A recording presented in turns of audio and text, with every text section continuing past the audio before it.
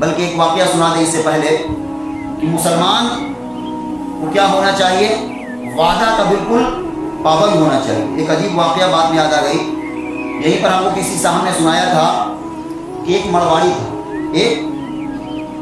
تھا، اس نے کسی مسلمان کو قرض دیا اور اس مسلمان نے وعدہ کیا کہ ہم دے دیں گے، بعد میں اس مڑواڑی نے دے دیا۔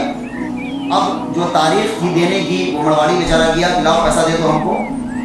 اس مسلمان نے کیا کہا، ٹھیک ہے انشاءاللہ بعد میں دے دیں گے۔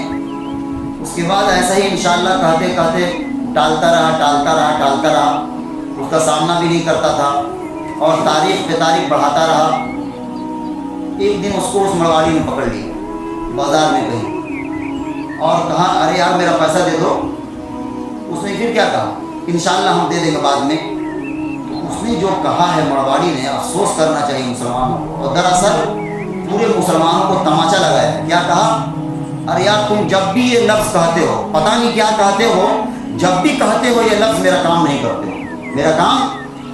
کرتے ہو۔ ہم کو شرم آنی چاہیے کہ ہم اللہ کا نام لے رہے ہیں بیچ میں کہ انشاءاللہ ہم دے دیں گے، ظاہر سی بات اللہ چاہے گا تبھی دیں گے، لیکن بیچ میں کہہ رہے ہو تم انشاءاللہ، اللہ کا نام استعمال کر رہے ہو بیچ میں، اور وعدہ کو تم کو ایک بھی پاسداری نہیں ہے۔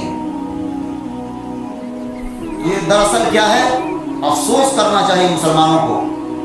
ہم کس لیے آئے تھے، ہم خود نیک بنے اور نیک راہ پر چلے اور لوگ دیکھ کر ہم سے متاثر ہوں، یہ لوگ ہیں۔ ہم نے پڑھا کہیں جو پہلے لوگ آئے تھے تجارت کرنے کے لیے، دکان وغیرہ کھولا تو اس طرح دکان کھولتے تھے کہ دکان کھولا اور کھولنے کے بعد اگر صبح بکری وغیرہ، جس کو زبان میں کہتے ہیں تجارت میں بہنی جس کو کہتے ہیں ہندی میں، اگر وہ ہو جاتا تھا تو اپنے کیا کرتے تھے، بینچ کو موڑ دیتے تھے یا ایسے بچھا دیتے تھے دکان کے باہر۔ اس سے پتہ کیا چلتا تھا، اس کی دن کی شروعات ہو گئی دکان سے۔ اور اگر کوئی دوسرا آتا اور اس کا بینچ بچھا ہوا نہیں ہوتا، اس کے پاس بھیج دیتے، جاؤ بیچارے کی اس کی آج کچھ بھی نہیں ہوا ہے، اس کے بال بچوں کے لیے جاؤ اس کے پاس تم خرید لو۔ اس طرح ایمانداری سے تجارت کیا لوگوں نے، جھوٹ نہیں، وعدہ خلافی نہیں، جو بولا وہ دیا، اور ایسا نہیں کہ نقصان کرے کسی کا۔ اور افسوس کے ساتھ آج مسلمان کہاں جا رہا ہے، دیکھیے آپ پھل کے بزنس میں زیادہ تر مسلمان ہیں، اور آپ جائیے پھل خریدنے کے لیے، ایسا آپ کو کھڑے کھڑے چونا لگا دے گا کہ آپ کو اندازہ بھی پتہ بھی نہیں چلے گا کہ آپ کے ساتھ دھوکہ ہو گیا۔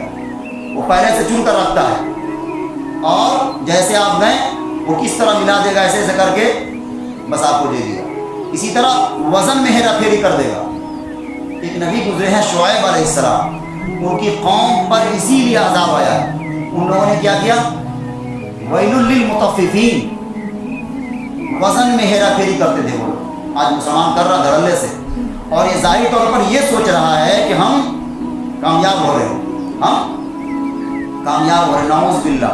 بہرحال کہنے کا مقصد یہ ہے کہ آپ اس طرح زندگی گزاریے، چاہے آپ کہیں بھی ہوں، آفس میں ہوں، آپ کہیں بھی اسلام کو ریپرزینٹ کر سکتے ہیں۔ آپ صرف اسلام کے اوپر چل کر تو رہیے، لوگ آپ کی خود عزت کرنا شروع کر دیں گے، ہاں، لیکن بشرطے ہے کہ آپ صحیح طریقے پر رہیے، آپ جھوٹ نہیں بولیے۔ آپ کہیں بھی ہوں، آفس میں ہوں، آپ نوکری پیشہ ہیں تو آپ رشوت نہ لیجیے، اور جو آپ کے نیچے ہیں ان کے ساتھ اچھا سلوک کیجیے، ان کے ساتھ بدتمیزی سے نہیں بات کیجیے۔ اور بھی بہت سارے طریقے ہیں، لوگ دیکھیں گے ہاں واقعی یہ مسلمان ہیں، بچے ہیں ہمارے، بچیاں ہیں جاتی ہیں پڑھنے کے لیے۔ آپ اس طریقے سے رہیے کہ لوگ دیکھ کر بعد میں متاثر ہوں آپ سے، اور ہوتے ہیں۔ یورپ کا ایک واقعہ ہے، ایک مسلمان گیا وہاں پر شاید پڑھنے کے لیے، کیا وہاں پر تو عام کلچر ہے، وہاں پر کیا کلچر، لڑکا لڑکی ایک ساتھ ہے، عام کلچر ہے۔ تو ایک نوجوان جو شاید یہاں سے گیا تھا پڑھنے کے لیے، مسلمان تھا، وہاں پر ہاتھ ملانا آرام ہے لڑکے لڑکیوں سے، وہاں پر ان سے ہاتھ ملایا گیا۔